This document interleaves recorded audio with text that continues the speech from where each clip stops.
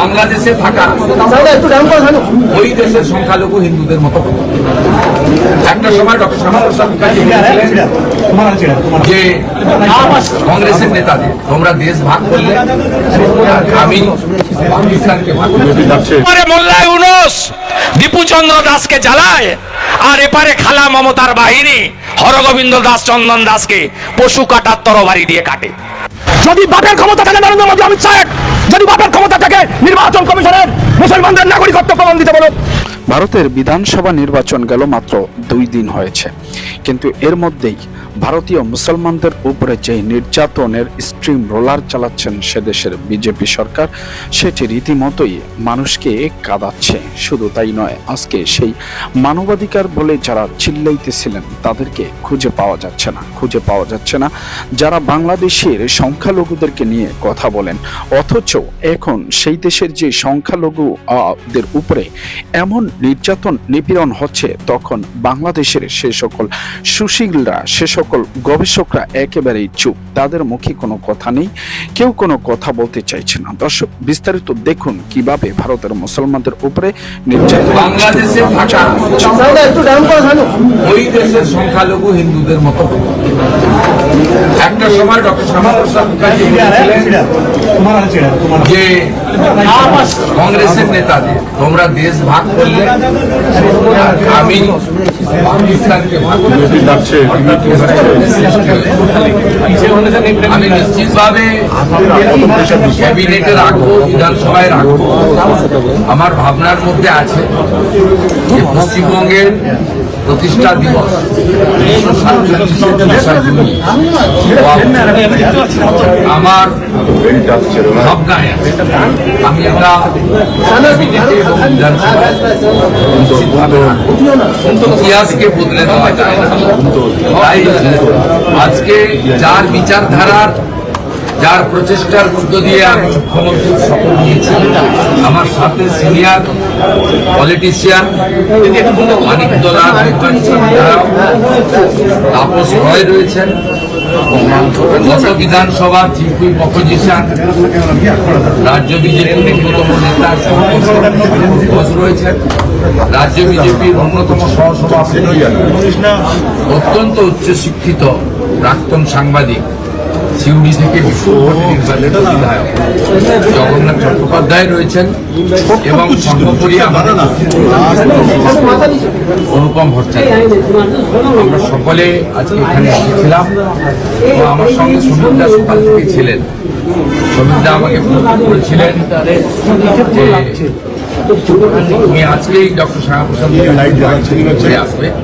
আমি সুমিতদাকে আরো অ্যাডিশন করে বললাম ডক্টর শ্যামাপ্রসাদ মুখার্জির বাড়িতে যাব, সেখান থেকে আমি প্রণবানন্দকেও বালিগঞ্জ ভারত সেবাশ্রম সঙ্গে গিয়ে প্রণাম করে আসবো। আর মা কালীঘাট মায়ের তার আশীর্বাদ আমার ছিল, কারণ আমি যেদিন প্রথম প্রণাম করতে যাই, মাকে পুজো করতে যাই, সেদিন মায়ের পা থেকে একটি পদ্ম ফুল পড়ে আমার হাতে পড়েছে।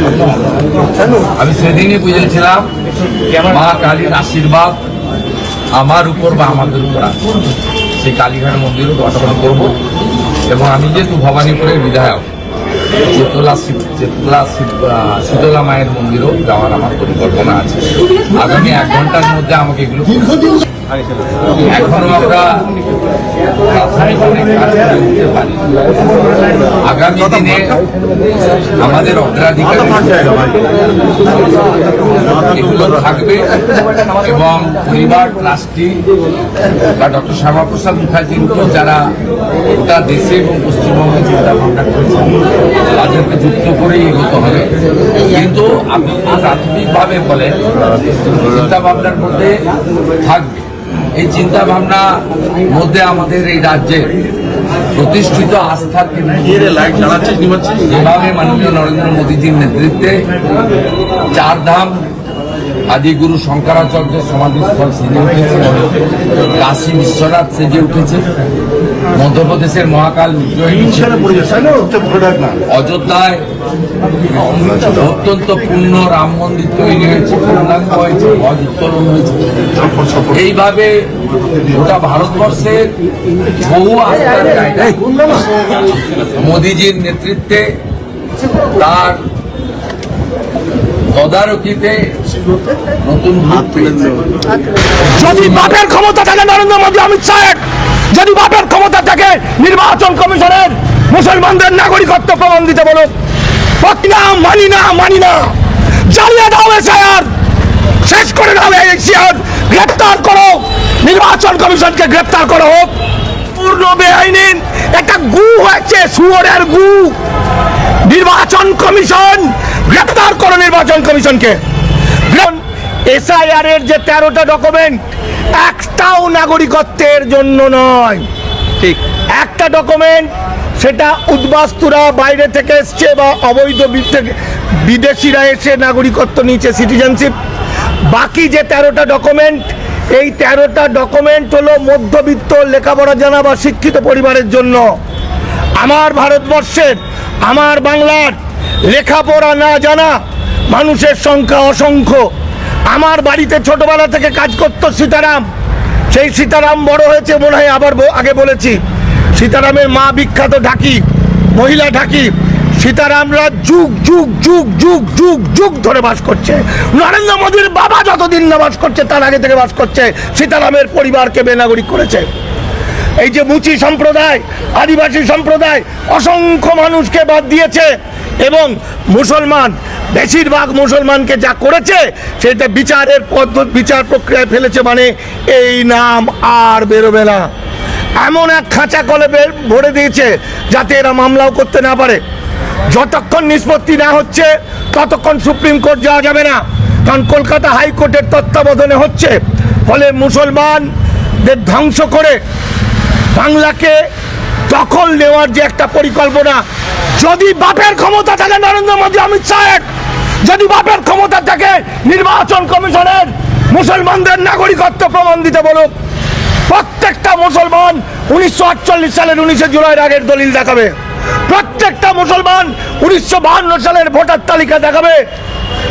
নাগরিকত্বের একটাও কাগজ চাওয়া হলো না, একটাও নাগরিকত্বের প্রমাণ দেওয়ার কাগজ চাওয়া হলো না, অথচ তাদের বেনাগরিক করার জন্য ব্যবস্থা করা হয়েছে। এটা এসআইআর নয়, এটা সম্পূর্ণ বেআইনি। একটা গু হয়েছে, শুয়োরের গু। নির্বাচন কমিশন গ্রেপ্তার করো, নির্বাচন কমিশনকে গ্রেপ্তার করো। নরেন্দ্র মোদী, অমিত শাহকে এই জনগণ করবে। আমরা এরা যুক্তরাষ্ট্রীয় কাঠামোর নীতি মেনে সম্পূর্ণভাবে উল্টো পথে আমার বাংলার মূল নিবাসী মানুষ, আমার বাংলার এসসি এসটি ওবিসি মাইনরিটি, আমার বাংলার মুসলমান ভাইদের চিরকালের জন্য বেনাগরিক করে দিচ্ছে। এদের বংশ পরম্পরায় বেনাগরিক হবে। আবার এমন একটা কাজ করেছে যাতে কেউ মামলা করতে না পারে। দাদা, আমি নিজে, আমার পাসপোর্ট, আমার বাবার পাসপোর্ট, আমার কলেজের সার্টিফিকেট, আমার জন্ম সার্টিফিকেট দিস, তারপরেও আমার আন্ডার অ্যাডজাস্ট। আপনি তো বাচ্চা। এই দেখুন কায়দাটা কোথায়। এমন কিছু বিখ্যাত লোকেদের করেছে, তারা বেরিয়ে যাবে আর সব টিভির খবর তাদের কথা। কিন্তু আমার প্রান্তজন, আমার দরিদ্র মানুষ, আমার দিন আনা দিন খাওয়া মানুষ, আমার বাংলার মুসলমান, আমার বাংলার এসসি সম্প্রদায়, যাদের বলার কেউ নেই, সেই মানুষগুলো একবারে শেষ হয়ে যাবে। এই এসআইআর মানি না, জ্বালিয়ে দাও এসআইআর, শেষ করে দাও এসআইআর, গ্রেপ্তার করো, নির্বাচন কমিশনকে গ্রেপ্তার করা হোক। দামাল বাংলার পক্ষ থেকে ডাকছেন কোনো প্রোগ্রাম? দামাল বাংলার পক্ষ থেকে আমরা সংবিধান মানি, সংবিধান মেনে আমরা আমার বাংলার ধর্ম বর্ম বেদে আমরা সবাই মানুষ, প্রত্যেকটা মানুষেরই বাঁচার অধিকার আছে। সেই মানুষের উপরে যখন এইভাবে নির্যাতন ও নিপীড়ন জুলুম চালানো হয় তখন সেটি সত্যি মানবাধিকার ক্ষুণ্ণ বলেই মন্তব্য করা যায়। এদিকে বাংলাদেশের দিকেও তারা তাকিয়ে আছে। আপনাদের মতামতকে এই ভিডিওটি দেখার পরে জানাবেন অবশ্যই কমেন্টস বক্সে। ধন্যবাদ।